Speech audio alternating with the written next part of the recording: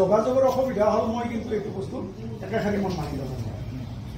ইলেকশ্যনৰ বতৰ আমি সকলোৱে মানে ইলেকশ্যনত নাচি গৈছোঁ তাৰপিছত এখন শপত গ্ৰহণ অনুষ্ঠানত নিজৰ মানে পৰ্টফলিঅ'টোৰ কাৰণে শপত গ্ৰহণ অনুষ্ঠানত উপস্থিত থাকিব নোৱাৰাতে কিন্তু আমাৰ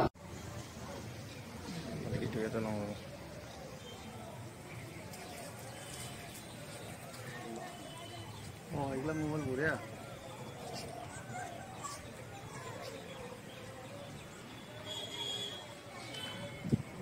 প্ৰচিডিংটোত শপত বাক্য পাঠ কৰাৰ পিছত আমি শপত গ্ৰহণ কৰাৰ পিছত তাত কিন্তু আমাৰ স্বাক্ষৰ হয় ফোন নম্বৰ হয় এইকেইটা স্বাক্ষৰ হয় আৰু কিন্তু প্ৰতিবেদন যোৱাতে কিন্তু সেই প্ৰস্তাৱটোহে যাব কাৰণ আমি কিমানজনীয়া সমিতিখনে শপত গ্ৰহণ কৰিলোঁ কিন্তু অসম গণ পৰিষদ দলৰ তামুলপুৰ জিলাখনৰ যিটো স্থিতি আছিল পূৰ্বৰ স্থিতি আজিৰ দিনত তাতকৈ অধিক শক্তিশালী ৰূপত প্ৰতিষ্ঠা কৰাৰ বাবে অসম গণ পৰিষদ তামুলপুৰ জিলা সমিতি গঠন কৰা হৈছে যেহেতু আমি ভাৰতীয় জনতা পাৰ্টি আৰু UPPL দলৰ সৈতে মিত্ৰতাত একেলগে চৰকাৰ গঠন কৰি আছোঁ এই দুয়োটা দলৰে উমৈহতীয়া প্ৰাৰ্থীক অসম গণ পৰিষদে নিষ্কণ্টকভাৱে সমৰ্থন জনাই আগন্তুক লোকসভা নিৰ্বাচনৰ বতৰত আমি নিজকে উজৰাই লাগিম বুলি ভাবিছোঁ বা আমাৰ সমিতিখনে